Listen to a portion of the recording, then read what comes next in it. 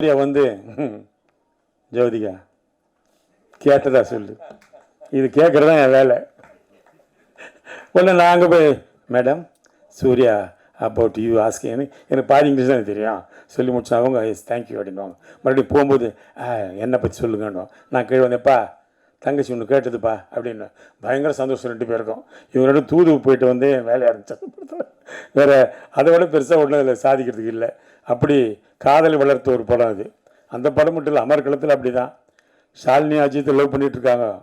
எனக்கு தெரியாது, நான் உட்காந்து அட்வைஸ் பண்ணிகிட்ருக்கிறேன் அஜித்துக்கு. அஜித் சினிமாவில் இருக்கிற யாரையும் லவ் பண்ணி கல்யாணம் பண்ணாத, நான் ஃபேமிலிக்காக லவ் பண்ணி கல்யாணம் பண்ணேன், புரியுதா? ஏன்னா சினிமா அப்படி இப்படின்னு அப்படியே அதை வந்து ஸ்டரன் சார் டைரக்டர் அவர் இதில் பார்க்குறாரு மானிட்டரில். என்ன அவன் சீரியஸாக பேசிகிட்டு இருக்கிறான், வாங்க அப்படின்னு கூப்பிட்டாரு. என்ன பண்ணுறீங்க? இல்லைப்பா அஜித்துக்கு நான் சில அட்வைஸ் எல்லாம் கொடுக்குறேன். என்ன அட்வைஸ்? இல்லை இந்த மாதிரி சினிமாவில் இருக்கிறவங்க யாரையும் லவ் பண்ண வேணாம் அப்படி. பாவி ஷாலினி லவ் பண்ணுறாங்க, அடுத்த மாதம் கல்யாணம், உனக்கு படம் வேணுமா வேணாமா இதோட போகிறேன். அனைத்து ஊடக நண்பர்களுக்கும் எல்லாருக்கும் என்னோட மனமார்ந்த நன்றியை மூலம் தெரிவிச்சுக்கிறேன். ஒரு திரைப்படம் மறுபடியும் ரீலீஸ் ஆகும்போது இவ்வளோ பெரிய ஒரு வரவேற்பு கொடுக்குறது எனக்கு வந்துருக்கு, ரொம்ப சந்தோஷம். ரொம்ப அற்புதமான ஒரு படம் இது. நிறைய விஷயங்கள் இது சொல்கிறதுக்கு இருக்குது. அதில் முதல்ல வந்து ப்ரொடியூசர்ஸுக்கும் அந்த டிஸ்ட்ரிபியூட்டர்ஸுக்கும் முதல்ல வணக்கத்தை தெரிவிச்சுக்கிறேன். கோல்மால் ப்ரொடியூசர் 2 பேரும் மொரிஷியஸே போயிருக்கேன். நான் டூர் மாதிரி போயிட்டு வருவோம் நாங்கள் மொரிஷியஸ். எல்லாம் கேட்பாங்க என்னையா மயிலாப்பூர் போகிற மாதிரி போயிட்டு வரி அப்படின்னு. அந்த மாதிரி அந்த அற்புதமான திரைப்படம் எடுத்தவர் பொன்குமார் தான் இயக்குனர். அது ரொம்ப அற்புதமாக இருந்துச்சு திரைப்படம் பார்க்குறதுக்கு. இவர் சொன்ன மாதிரி ஃப்ரெண்டு, அவங்க 2 4 லட்சம் ஃப்ரெண்ட்ஸுன்றாங்க. உண்மையிலே ரொம்ப சந்தோஷமான விஷயம். ஆனால் நண்பர் கணேஷ் பாபு சொன்னதில் சில விஷயங்களை நான் சொல்ல வேண்டியது. சித்திக் சாரை பொறுத்த வரைக்கும் ஒரு டைலாக் கூட வெளி டைலாக் எழுத விட மாட்டார். அவர் ஏதோ அந்த இடத்துல ஸ்பாட்டில் இருக்கும்போது அவர் வடிவேல் சொன்ன சிரிச்சதை பார்த்து சொல்லிட்டாரு. ஆனால் எல்லா டைலாக்குமே சித்திக் சார் ஸ்கிரிப்டில் இருக்கும்.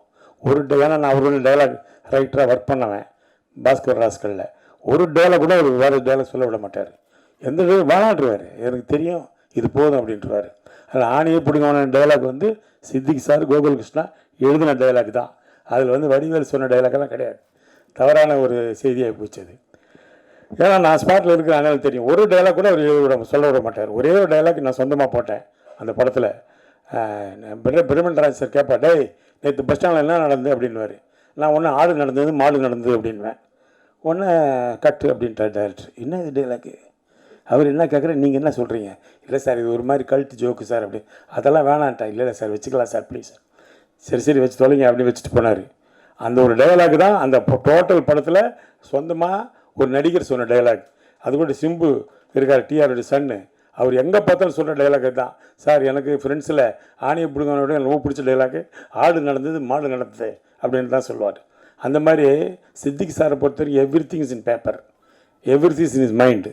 ஒன்று கூட வெளியில் எடுக்க மாட்டார். அதே மாதிரி கோகுல் கிருஷ்ணாட்ட டைலாக் எழுதிட்டு அதை படிக்க சொல்லுவார். படிக்கும் ஒரு வார்த்தை விட்டாலும் திருப்பி எழுதி சொல்லிவிடுவார். அதுதான் பாஸ்கர் ராஸ்கல் நான் டைலாக் ரைட்டராக ஒர்க் பண்ணதுனால சொல்கிறேன். எல்லா டைலாக்ஸும் அவர் கண்டிப்பாக பண்ணுவார். அற்புதமான ஒரு திரைப்படம். ஃப்ரெண்ட்ஸ் நேரத்தில் சூர்யா நானும் ரொம்ப ரொம்ப ஜோவியில் பழகிட்டு இருப்போம். ரொம்ப சந்தோஷமான விஷயம் என்னென்னா, நான் வந்து உடுமலைப்பேட்டில் ஷூட்டிங், ஃப்ரெண்ட்ஸ் ஷூட்டிங்கு. அப்போ தெனாலி ஷூட்டிங் குறைங்காலம் மேலே நடக்கும். நைட்டு இங்கேருந்து காரில் கிளம்பி மேலே போனோம். அங்கே போய்ட்டு ஒரு நாள் ஷூட்டிங் முடிச்சுட்டு அங்கேருந்து நைட்டு கிளம்பி இங்கே வரணும். அவ்வளோ பிஸி. அந்த நேரத்தில் இங்கேருந்து போகும்போது சூர்யா வந்து ஜோதிகா கேட்டதா சொல்லு, இது கேட்குறது தான் என் வேலை. ஒன்று நாங்கள் போய் மேடம் சூர்யா அபவுட் யூ ஆஸ்கின்னு எனக்கு பாதி இங்கிலீஷ் தான் தெரியும் சொல்லி முடிச்சா அவங்க எஸ் தேங்க்யூ அப்படின்வாங்க. மறுபடியும் போகும்போது என்னை பற்றி சொல்லுங்கன்னுவோம். நான் கீழே வந்தேன்ப்பா தங்கச்சி ஒன்று கேட்டதுப்பா அப்படின்னு பயங்கர சந்தோஷம் 2 பேருக்கும். இவங்களோட தூது போயிட்டு வந்து வேலையை ஆரம்பித்தேன். வேறு அதை விட பெருசாக ஒன்றும் அதில் சாதிக்கிறதுக்கு இல்லை. அப்படி காதலை வளர்த்த ஒரு படம் அது. அந்த படம் மட்டும் இல்லை, அமர்க்களத்தில் அப்படி தான் ஷாலினி அஜித்தை லவ் பண்ணிகிட்ருக்காங்க. எனக்கு தெரியாது, நான் உட்காந்து அட்வைஸ் பண்ணிகிட்ருக்கிறேன் அஜித்துக்கு. அஜித் சினிமாவில் இருக்கிற யாரையும் லவ் பண்ணி கல்யாணம் பண்ணாத, நான் ஃபேமிலிக்காக லவ் பண்ணி கல்யாணம் பண்ணேன், புரியுதா? ஏன்னா சினிமா அப்படி இப்படின்னு அப்படியே அதை வந்து ஸ்டரன் சார் டைரக்டர் அவர் இதில் பார்க்குறாரு மானிட்டரில். என்ன அவன் சீரியஸாக பேசிகிட்டு இருக்கிறான், வாங்க அப்படின்னு கூப்பிட்டாரு. என்ன பண்ணுறீங்க? இல்லைப்பா அஜித்துக்கு நான் சில அட்வைஸ் எல்லாம் கொடுக்குறேன். என்ன அட்வைஸ்? இல்லை இந்த மாதிரி சினிமாவில் இருக்கிறவங்க யாரையும் லவ் பண்ண வேணாம் அப்படி. பாவி ஷாலினி லவ் பண்ணுறாங்க, அடுத்த மாதம் கல்யாணம், உனக்கு படம் வேணுமா வேணாமா இதோட போகிறேன். மிரட்டினார். அத்தோட வாயை முன்னவன் தான், நான் பேசவே இல்லை அதுக்கப்புறம். அதனால் ஒரு அற்புதமான திரைப்படம். ஃப்ரெண்ட்ஸ் படத்தை பொறுத்த வரைக்கும் ஒவ்வொரு விஷயமும் ரசித்து ரசித்து பண்ணார் டைரக்டர். அவர் வந்து ஒரு கிரேட் ஹியூமரிஸ்ட். அவர் வந்து எப்படி சொல்கிறதுன்னு தெரியாது. அப்படி ஒரு டைரக்டர் இழந்தது எங்களுக்கெல்லாம் மாபெரும் இழப்பு. ஒரு டைரக்டர் இல்லாமல் ஒரு கேரக்டர் கிரியேட்டிவ் பண்ண முடியும். நேசமணி கேரக்டர் அவர் தான் கிரியேட் பண்ணார். அது வந்து ஜெகதி பண்ணியிருப்பார் அதில். அதே மாதிரி இளையராஜா வந்து படம் பார்த்துட்டு சொன்னார், சூர்யா பண்ணார், விஜய் பண்ணார், ஓகே, ஆனால் அந்த கேரக்டர் ரமேஷ் கண்ணா செலக்ட் பண்ணிங்க பாருங்கள், அதுதான் கரெக்டுன்னாரு.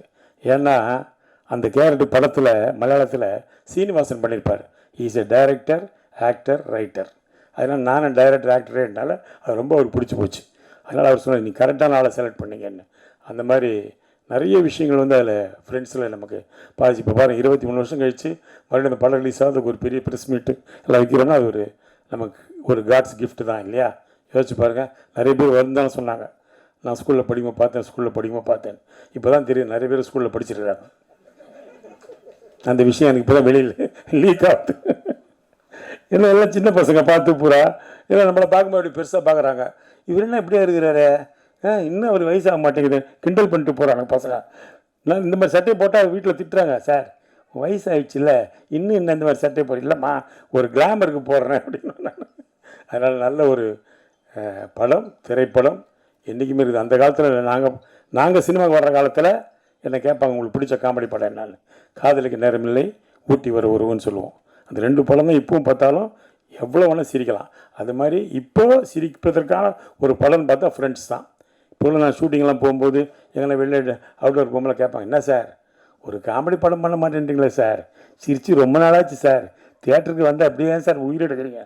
நான் சொன்னேன், அப்படி தான்ப்பா ஆகிப்போச்சு, மாறி போச்சு. ஏன் சார் நீங்கள் டைரக்ட் பண்ணக்கூடாதுன்னாங்க.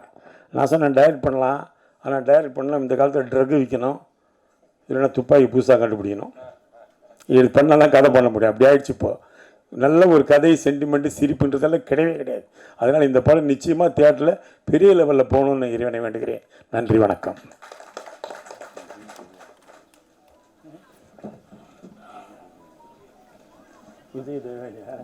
அது சொல்லணுன்னா நிறைய விஷயம் இருக்குது. இந்த கடிகாரம் உடைக்கிற சீன் இருக்கு இல்லையா, அந்த சீனில் கடிகாரம் உடைச்ச உடனே விஜயோ சூர்யாவோ சிரிச்சிடுவாங்க, அவ்வளோதான். அது மறுபடியும் அசம்பிள் பண்ணுறதுக்கு கிட்டத்தட்ட ஒரு 1/2 அன் ஹவர் ஆகும். மறுபடியும் எடுத்து மறுபடியும் ரெடி பண்ணி போட்டோடனே ஐயோ பிடிக்கலன்னா டம்மல் உடஞ்சோன்னு சிரிச்சிடுவாங்க. இப்போ கூட படம் பார்த்திங்கன்னா விஜயும் சூர்யாவும் அப்படி திரும்பி நின்று சிரிச்சிட்ருப்பாங்க பார்க்குறதுக்கு. அதனால் அந்த படம் அந்த ஷாட்டுக்கு அவ்வளோ நேரம். அதே மாதிரி வடிவேலுக்கு தலையில் சுற்றி போட்ட ஷாட் ஒரு காமெடி. அது ஒரு சாஃப்ட் வுட்டு தான், தலையில் போட்டால் வலிக்கும், லைட்டாக போட்டாலும் வலிக்கும்ல. டைரக்டர் டைலாக் ஆகிட்டார் கோகுல் கிருஷ்ணா, நடு மண்டல் நச்சுன்னு போட்டான்னு. அது நடு மண்டல் விழ மாட்டேங்குது, இங்கே விழுது. அவன் வடிவேல் கேட்குறான், டேய் என்னடா வேணுன்ட்டே டே நானா பண்ணுறேன், அது தானே அப்படி உழுதுப்பா, அது சாஃப்ட் வுட்டு வெயிட்டாலாம் டக்குன்னு போகும், அது சைடில் போகுது. அது மாதிரி நடந்தது. அதேமாதிரி விஜய் சார் வந்து ரொம்ப அற்புதமாக பழகுவார். அந்த இதில் ஷூட்டிங் வர்ற வரைக்கும் எங்களுக்கு தெரியாது. நம்மளாம் போய் முதல்ல டைலாக்கெல்லாம் கேட்டுக்கிட்டு அப்படி பண்ணிவிட்டு இப்படி பண்ணிவிட்டு என்னமோ அதை ப்ரிப்பேர்லாம் பண்ணிகிட்ருப்போம்ல, அவர் அதெல்லாம் பண்ண அப்படி சைலண்ட்டாக இருப்பார். வந்து ஸ்பாட்டில் நடித்தார்னா அற்புதமாக நடிச்சுட்டு போயிடுவார். அது எப்படி தான் அவருக்கு வரதா தெரியல. அவர் அந்த பான் கிஃப்ட்டுன்னு நினைக்கிறேன் அவருக்கு. அதே மாதிரி ஆமாம், பான் கிஃப்ட் அவருக்கு. அதே மாதிரி டப்பிங் கூட சரி, நான் போனால் ஒரு டப்பிங் வந்து ஒரு லூப் வந்து ஒரு 4 தடவை பேசுவேன். ஆனால் அவர் அப்படி இல்லை, ஒரே தடவை பார்ப்பார், கரெக்டாக பேசுவார் டப்பிங்கை. அவர் எக்ஸ்ட்ரானரி ஆர்டிஸ்ட் டப்பிங். அவர் எனக்கு தெரிஞ்ச நடிகர்கள் சிவாஜி கணேசன் மட்டும் தான் அப்படி பேசியிருக்காரு. அவர் மட்டும்தான் ஒரு தடவை போட்டுட்டு அப்படி பார்த்தாருன்னு வச்சுங்களேன், போடுறா ரீலன்னுவார், போட்டால் படைப்பாடலாம் போட்டார்னா ஒரே டைம் தான் கரெக்டாக பேசுவார். அது மாதிரி விஜய் அவ்வளோ அற்புதமான ஒரு நடிகர், அற்புதமான கேரக்டர். அதே மாதிரி ஒரு பந்தாலாம் கிடையாது, எங்களோட ஜாலியாக உட்காந்து பேசுவார், சந்தோஷமாக இருப்பார். எந்த இடத்துலையும் நான் ஒரு ஹீரோ, நீ காமெடி அப்படிலாம் பழக மாட்டார். ரொம்ப அற்புதமான ஒரு பழக்கம். அது தேவயானி மேடத்தை போய் சொல்லணும்னா ரொம்ப முதல்ல ஜோதிகா தான் போட்டாங்க அந்த கேரக்டரில், அப்புறம் சிம்ரனை போட்டாங்க, எல்லாம் போயிடுச்சு. அப்புறம் தேவயானி தான் நடித்தாங்க. ஏன்னா அவங்களுக்கு ஒரு லக் இருக்குது, அவங்க எந்த படம் நடித்தாலும் சூப்பர் ஹிட். காதல் கோட்டையில் ஆரம்பித்து ஃப்ரெண்ட்ஸ் வரைக்கும் எல்லா படமும் நடித்த படம்லாம் ஹிட்டு. அதனால் ரொம்ப அவங்களும் இந்த படத்தில் பெரிய பங்காயிட்டிருக்கு. அந்த கோபம் படுற சீன்லாம் இந்த பாட்டு பார்த்துருப்பீங்கள, அந்த டென்ஷன், அந்த சாங்கை அதெல்லாம் ரொம்ப அற்புதமாக பண்ணியிருப்பாங்க. அவங்களுக்கு என்னுடைய வாழ்த்துக்களை தெரிவிக்கிறேன். நன்றி.